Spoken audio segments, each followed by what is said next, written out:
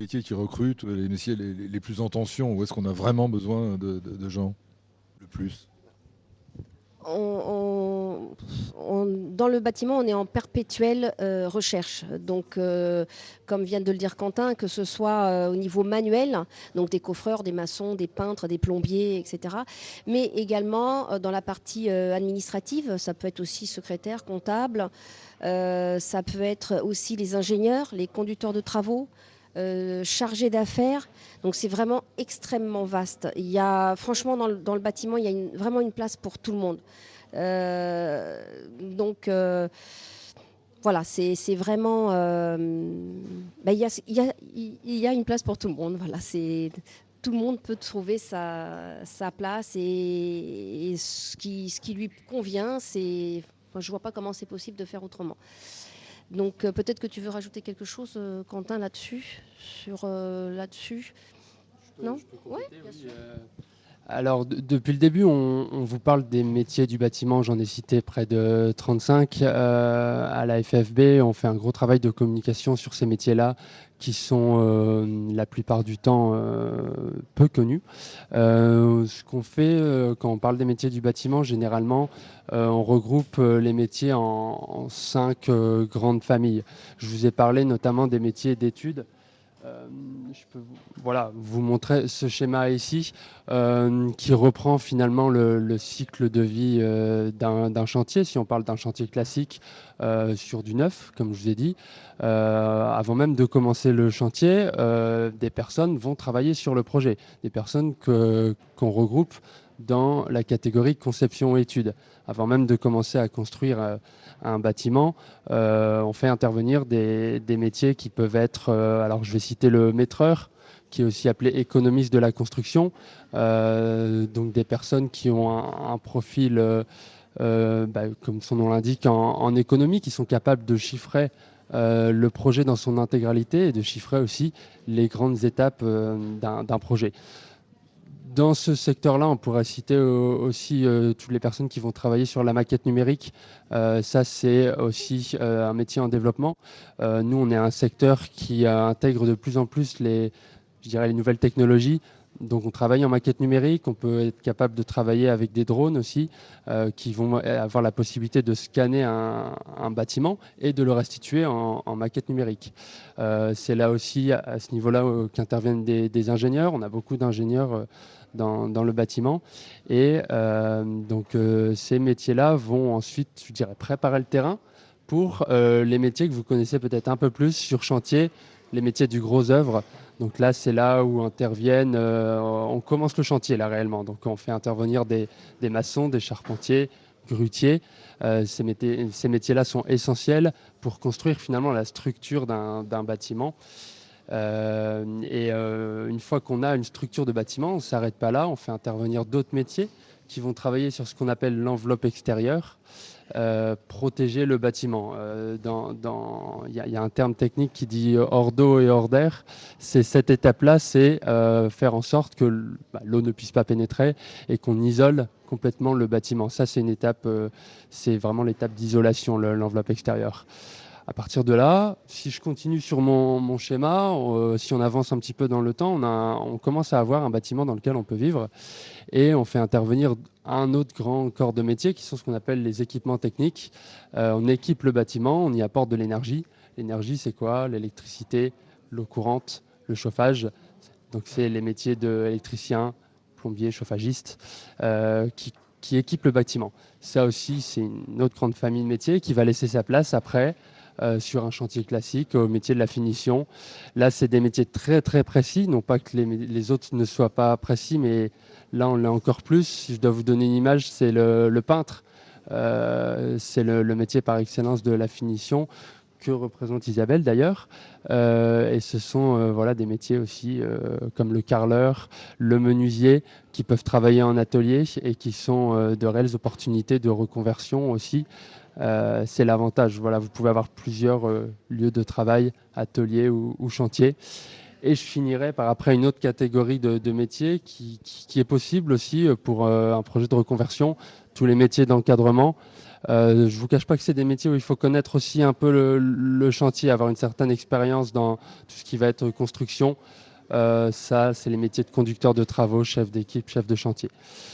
Voilà pour vous présenter rapidement ces métiers-là, mais tous les métiers recrutent et pour tous ces métiers, vous pouvez aussi entamer un programme de reconversion. De reconversion ou des démarches de stage en immersion aussi. Vous avez différentes possibilités. J'ai une question peut-être un peu tendancieuse, mais je vois votre schéma. Je vois que vous avez mis une majorité de femmes. Ça veut dire que vous recrutez aussi autant de femmes, plus de femmes, etc. Et vous avez mis un gros barbu sur le structure et le gros œuvre. Ça veut dire qu'il reste quand même des métiers qui seraient plus physiques, plus compliqués. Je me rends bien compte de ce que ma question a de... Oui, non, mais je suis de mauvaise foi volontairement.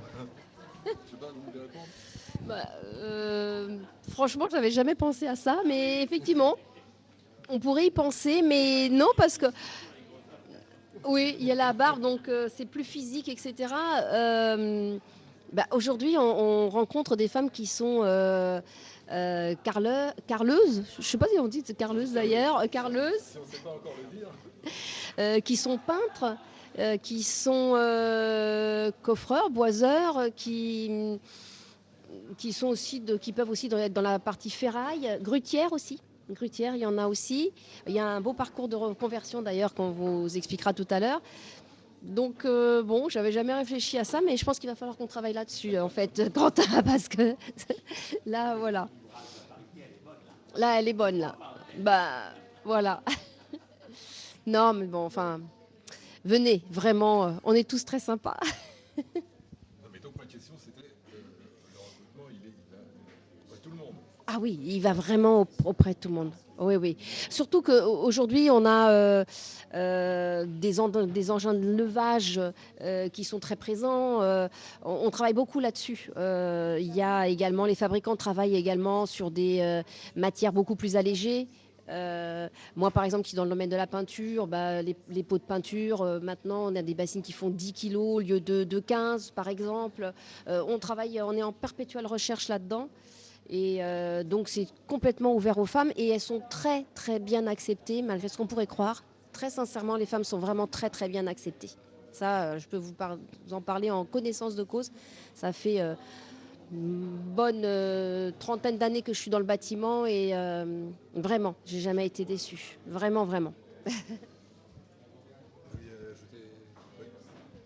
Je peux ajouter un petit mot de la fédération du bâtiment soutient aussi cette démarche globale du secteur de ne pas se priver des femmes, de féminiser les métiers. Là, pour donner quelques chiffres à l'heure actuelle, on a environ 12% de femmes au niveau des salariés dans le secteur du bâtiment.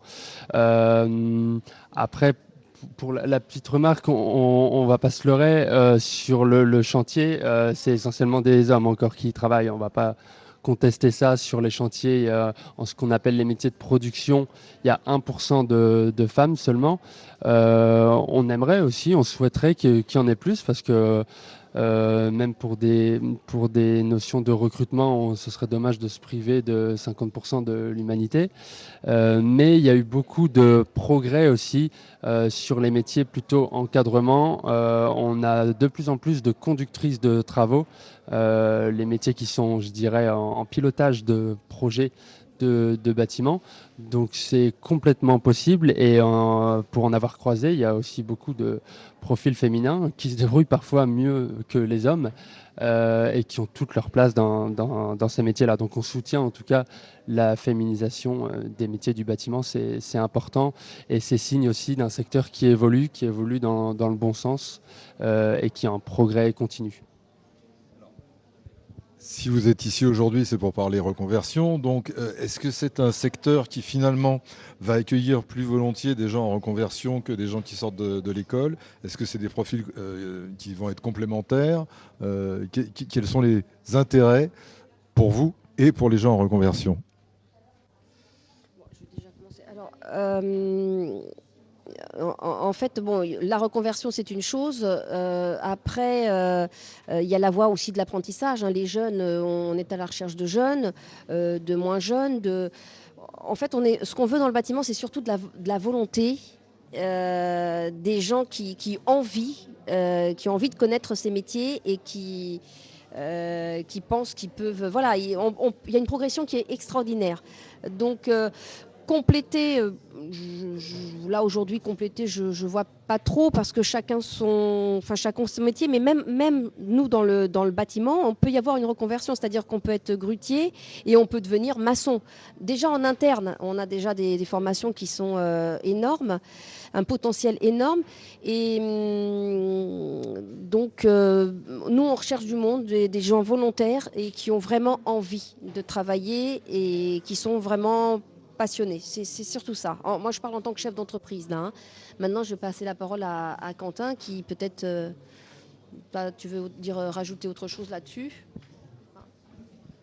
Ce que je peux rajouter, c'est que on est un secteur, en tout cas en ce qui concerne la reconversion, où l'évolution professionnelle est peut-être plus rapide que dans d'autres secteurs. Isabelle en a parlé, même les personnes qui se forment, qui ont une formation initiale dans le bâtiment, évoluent de même beaucoup dans leur carrière. Nous, on a une offre de formation qui comprend près de 70 diplômes dans le bâtiment, où chaque métier a son diplôme, voire plusieurs diplômes, parce que les formations sont totalement adaptables. On peut aller vers des formations longues comme plus courtes, notamment pour la reconversion, des formations en initiale, en ce qu'on appelle la formation initiale, donc plutôt pour les jeunes en sortie de bac. Ces formations-là peuvent être adaptées pour des personnes en reconversion. Donc déjà, toute l'offre de formation qui est dans le bâtiment est plurielle et diversifiée. Il y a énormément de possibilités et c'est valable tout au long de la carrière. On parle aussi de formation continue. On a possibilité dans notre secteur du bâtiment de continuer à se former tout au long de sa carrière. On peut très bien faire la demande auprès de son chef d'entreprise, son responsable, pour évoluer professionnellement. C'est en ça où je disais que l'évolution professionnelle est assez rapide. Les personnes qui ont travaillé plus de 10 ans sur un chantier deviennent à terme complètement capables de pouvoir encadrer les autres métiers, évoluer progressivement vers le métier de... Alors, tout en haut de la hiérarchie, ce serait conducteur de travaux, mais on passe d'abord par une étape de assistant conducteur de travaux dans l'un des secteurs, conducteur de travaux gros œuvres, et après conducteur principal et tout en haut directeur de travaux. Ça, c'est un exemple de possibilités d'évolution. Ou alors on a des grutiers. Ce sont des profils de personnes qui ont déjà travaillé au sol avant et qui, par leur connaissance globale du fonctionnement d'un chantier, peuvent être amenés à prendre de la hauteur et accompagner les autres, parce que le grutier, c'est celui qui assiste tout le monde. Et on confie pas ce profil, enfin ce métier-là à n'importe qui, entre guillemets. Il faut des gens qui connaissent le fonctionnement, qui ont de l'expérience et qui évoluent vers d'autres métiers. Donc c'est en ça où l'évolution professionnelle existe. Nous, on a des exemples de reconversion comme ça. Je citais le grutier, c'est celui qui a déjà travaillé sur chantier. Il existe, nous on a connaissance d'une personne qui était professeur de SVT, qui avait toujours en tête en fait de se reconvertir, mais qui savait pas trop. Je pense qu'elle gardait dans son esprit, elle avait entendu parler du métier de grutier, peut-être sur une conférence comme ici. Elle le gardait dans sa tête et un jour, voilà, elle s'est lancée. Elle a quitté l'éducation nationale, à rechercher une formation qui soit ni trop longue ni trop courte. Et donc, c'est l'intérêt de ce secteur-là du bâtiment. On peut totalement trouver une formation de 3 mois pour elle et se lancer. Et donc, finalement, là, elle a travaillé sur un premier chantier, puis un chantier en amène un autre et elle a progressivement pu travailler sur un chantier de grande ampleur dans une grue. Je ne sais pas si tu vois de qui je parle, Isabelle, si tu veux rajouter quelque chose là-dessus. On a d'autres exemples aussi qui pourraient être cités de reconversion réussie dans le secteur du bâtiment. Juste cet exemple-là, elle n'a pas choisi forcément ce qui est le plus facile, parce que en gros, lorsqu'on est en phase grosse œuvre, donc en construction même, le grutier, c'est celui qui fait avancer le chantier. Bon, il y a le chef de chantier, bien évidemment, il y a le conducteur de travaux, mais on a vraiment le grutier. S'il n'y a pas de grutier, le chantier est complètement arrêté. Donc elle n'a pas cherché ce qui était le plus facile. Et puis elle en est a priori hyper heureuse. Elle a été très très bien accueillie. Et voilà, elle amène les engins d'un endroit à l'autre. Et effectivement, si elle n'est pas là, rien ne se passe sur un chantier en grosses œuvres en tout cas. Voilà, donc ça c'est vraiment une superbe reconversion ça.